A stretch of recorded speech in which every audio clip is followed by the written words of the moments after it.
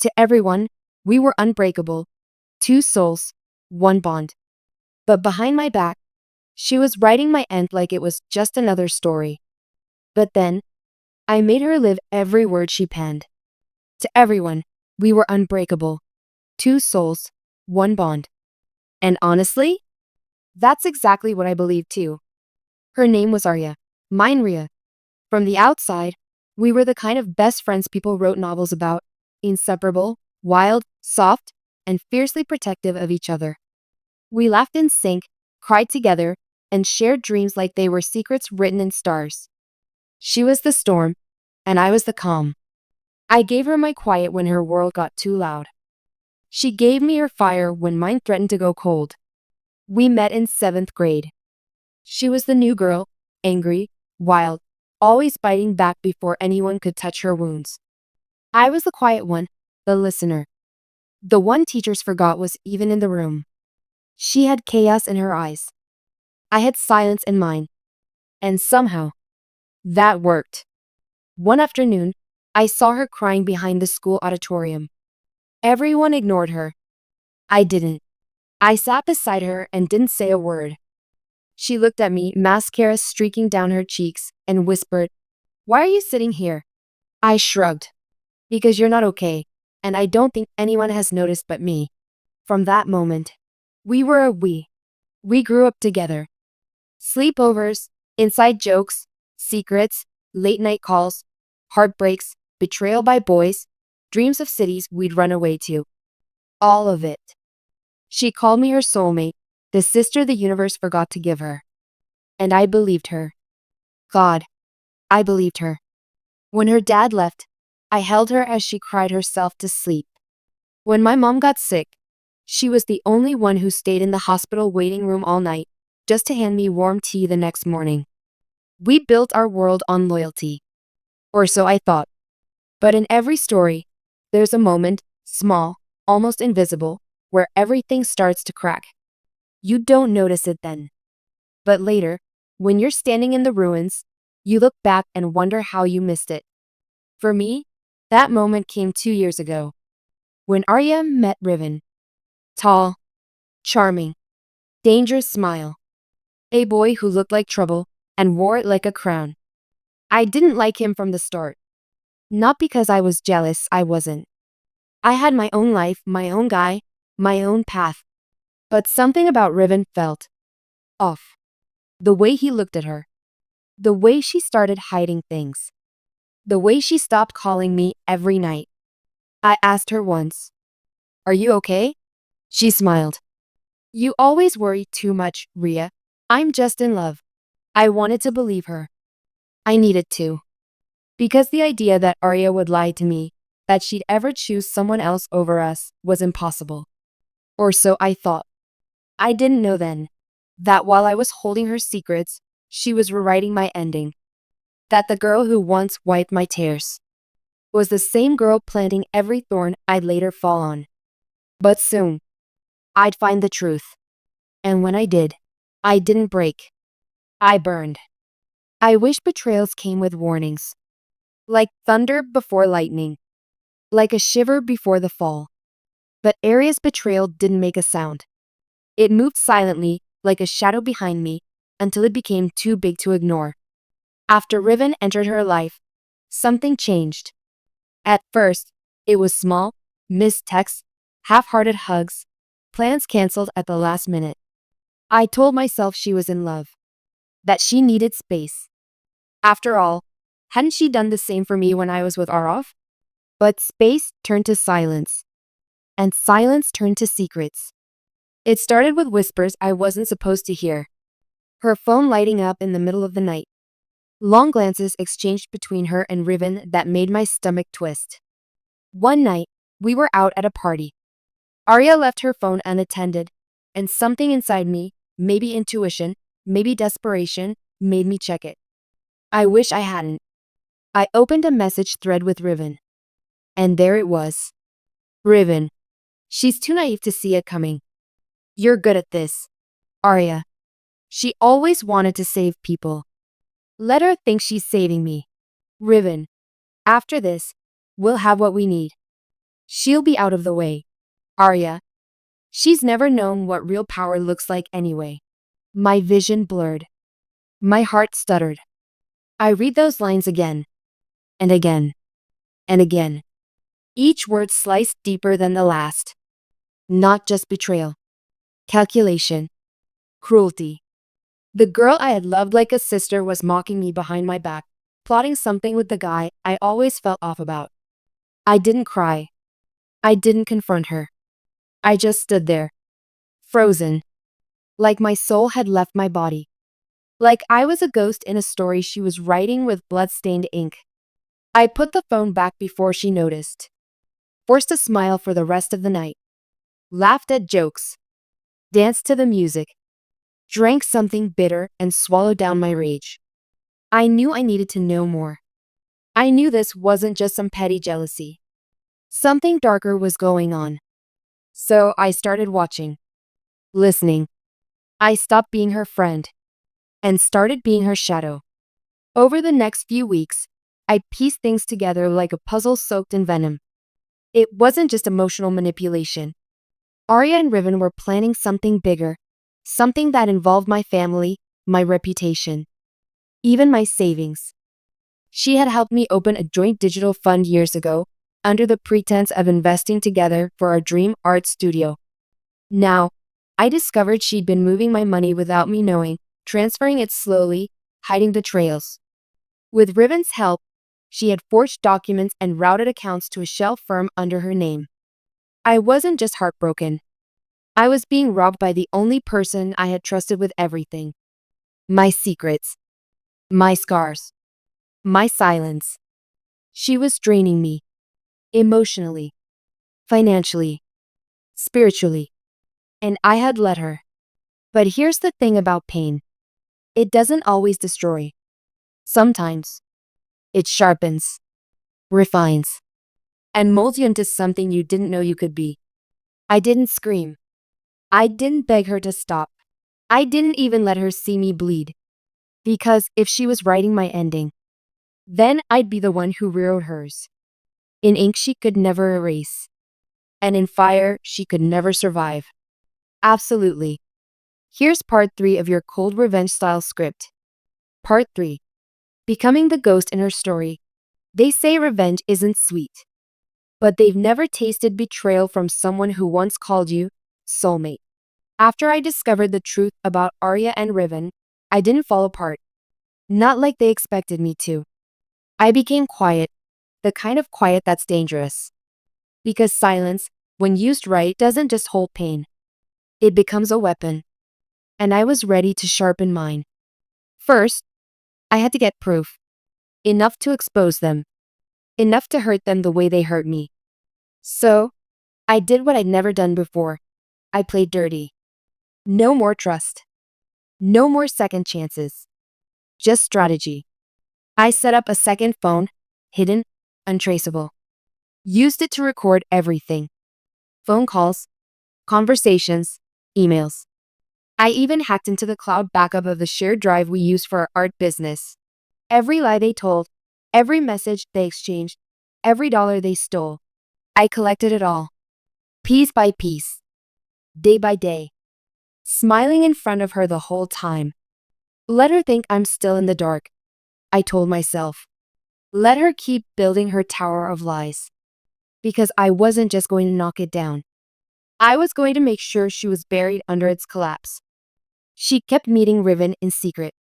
She thought she was clever, switching locations, changing numbers, deleting messages. But I was always one step ahead now. I tracked her, followed her, studied her like a blueprint. And what I found, they weren't just stealing my money.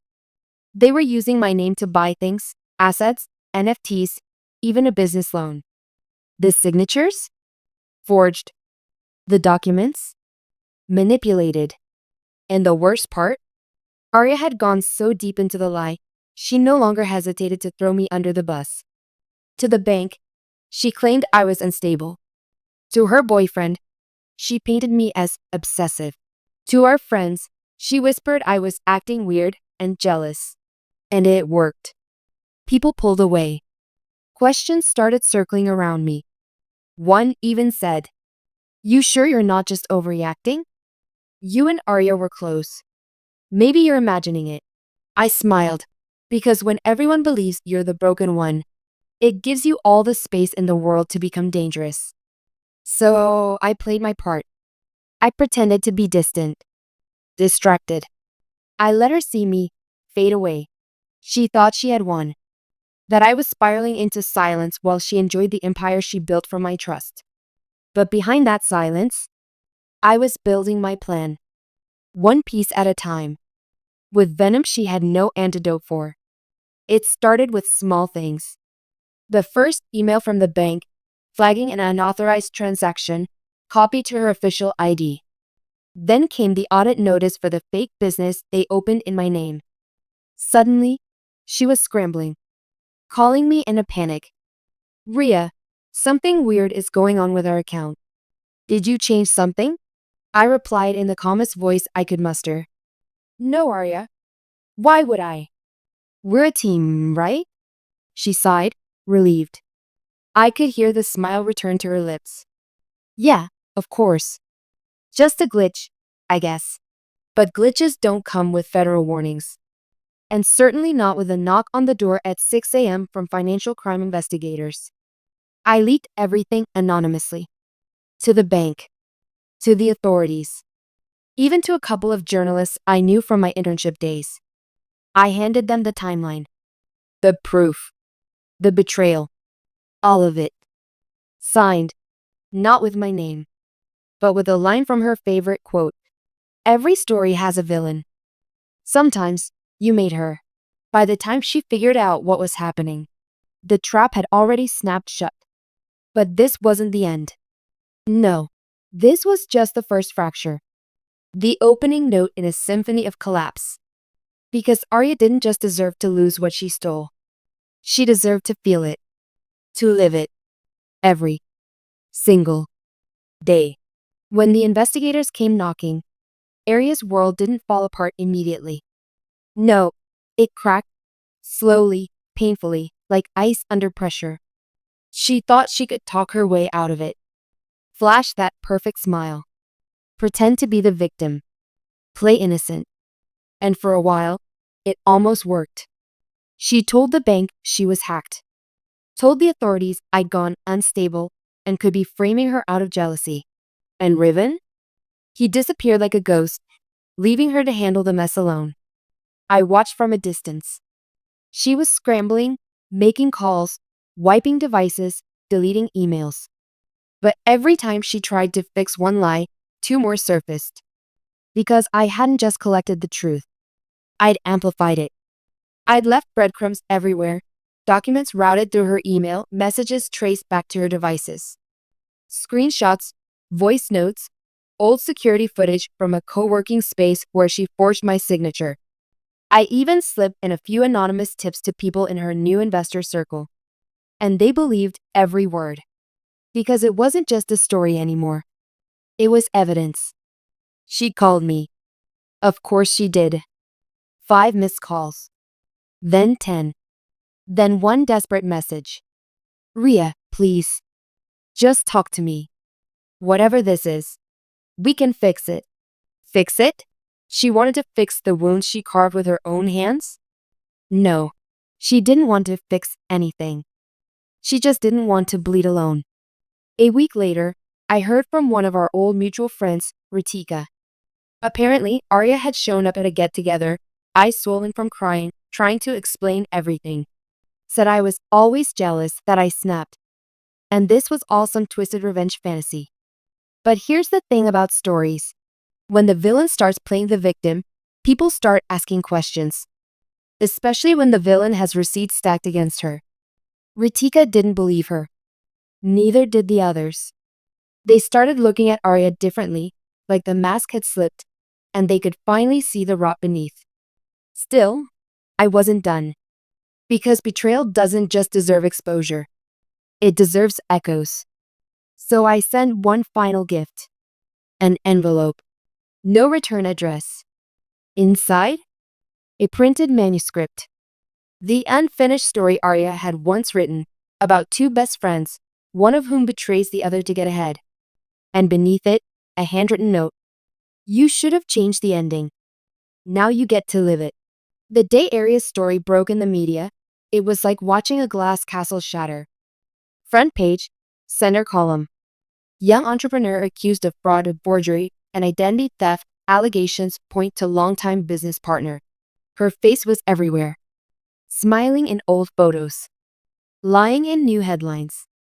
Every platform she once used to showcase our bond and promote our brand was now bearing her under the weight of public shame. And the irony? The same friends she used to manipulate, the same followers she'd built a perfect image for, they were the first to turn. We always knew something felt off. She was too polished, it was fake. If she really did this to her best friend, she deserves everything coming to her. She was canceled, mocked, disowned. And I watched, silently, because real revenge isn't loud. It's quiet, precise. It doesn't scream, it whispers, until the target drowns in the sound of their own guilt. One night, I walked past her apartment just to see. Lights off, blinds drawn. Aria was inside, sitting on the floor, surrounded by empty takeout boxes, unopened mail, and shattered pieces of the life she once stole from me. She didn't see me watching her through the tiny crack in the blinds. But I saw her. The real her. Not the confident girl who called me her sister. Not the influencer. Not the liar. Just a scared, broken shell of the woman who once tried to erase me. And for a moment, just a moment, I felt something stir inside me. Not pity. Not sadness. Just a hollow ache where a friendship used to live. But Arya still had one card left. She filed a statement. Claimed she was set up. That I was obsessed with destroying her after a falling out. She thought the legal system would save her. That her tears would clean the blood off her hands. But I'd been ready for that too. I had every document, every timestamp, every screenshot. Her messages. Her lies. Even a voice recording of her mocking me to Riven, saying, Ria's so naive, she still thinks we're best friends. She's a tool. Nothing more. That was the nail in her coffin. The case didn't drag for long. She lost most of her assets. Was fined. And worst of all, she was banned from running any registered business for the next 10 years. Everything she built by stepping on me. Gone. All she had left was her name. And even that was tarnished. But I wasn't celebrating. Because revenge isn't about dancing on someone's grave. It's about making sure they know. They dug it themselves. And now? She was buried beneath every word she once wrote in that twisted little story of hers. Only this time, she wasn't the author. She was the main character. And I had written the ending she never saw coming. You'd think watching her fall would bring peace. You'd think the victory would taste sweet, that I'd sleep easier knowing the truth finally won. But the silence after a storm doesn't always feel like calm. Sometimes, it feels like grief. Not for her, but for the version of me that died the day she betrayed me. There were nights I still stared at the ceiling, remembering the girl I used to be, the one who believed in forever friendships, in promises whispered at midnight, in the magic of sisterhood. That girl was gone. And in her place stood someone stronger, sharper, but also lonelier. Because when you take revenge, you don't just break your enemy. You burn the bridge you once danced on. People praised me.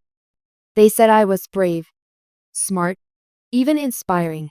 They didn't know I had cried myself to sleep for weeks before I fought back.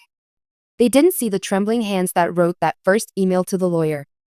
They didn't hear the silence that echoed louder than her betrayal.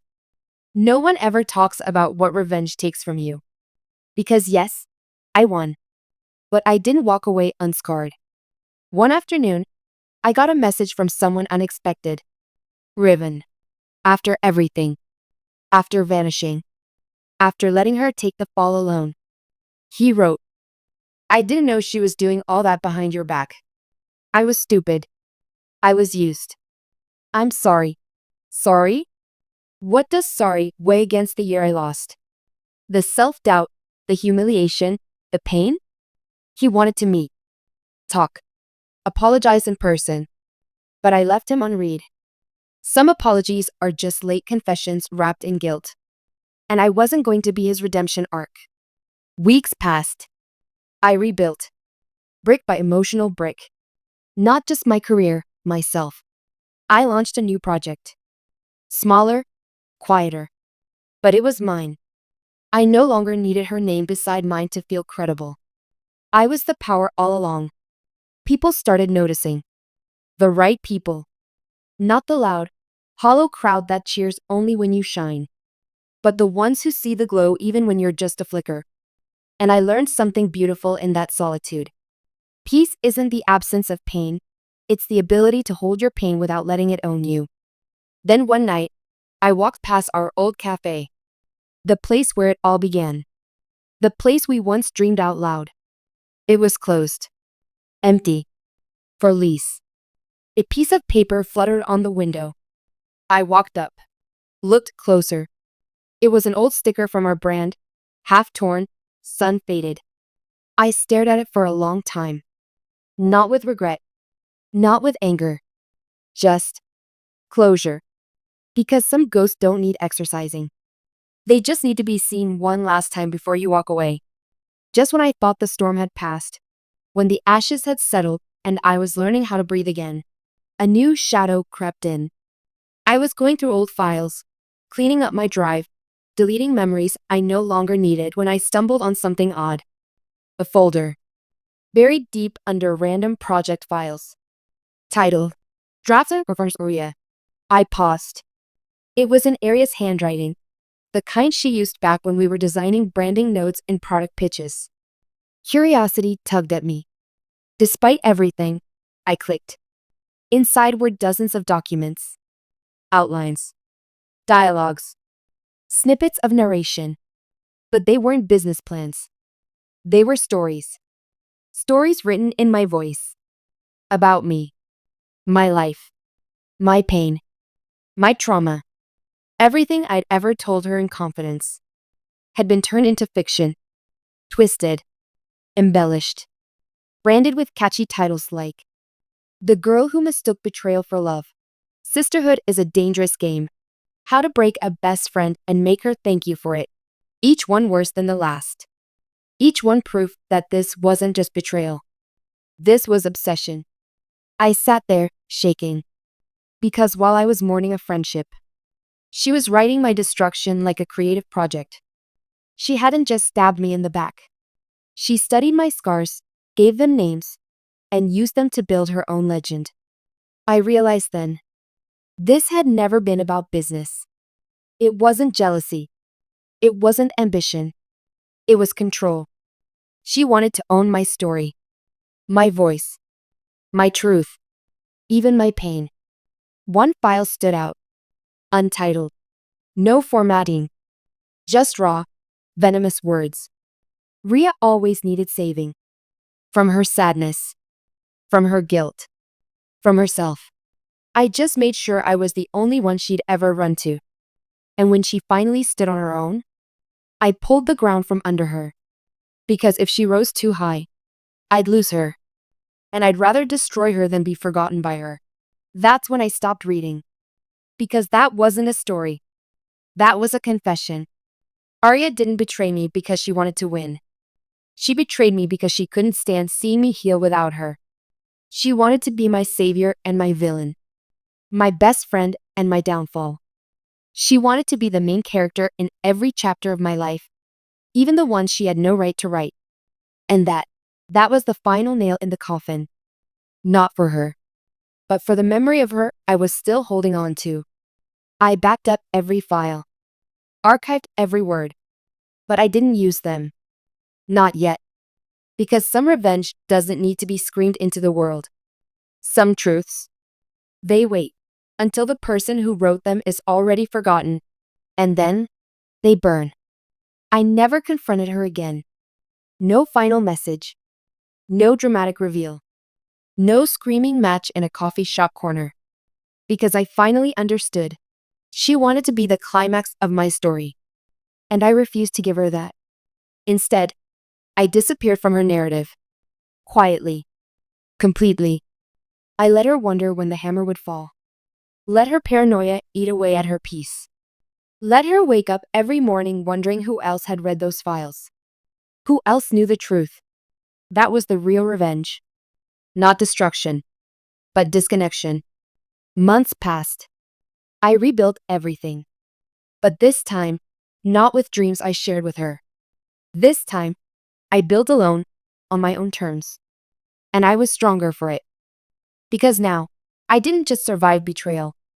I rewrote what it meant. People still ask me what happened between us. Why we no longer speak. I just smile and say, some stories are better left untold. They nod. Move on. And I do too. But sometimes, when I walk past that old cafe window or flip through pages of my new life, I remember her. Not with rage. Not with sorrow. Just a quiet knowing. That once, we were fire and wildfire. But now, I'm the silence that remains long after the flames have gone. And she's just smoke in a story I stopped reading.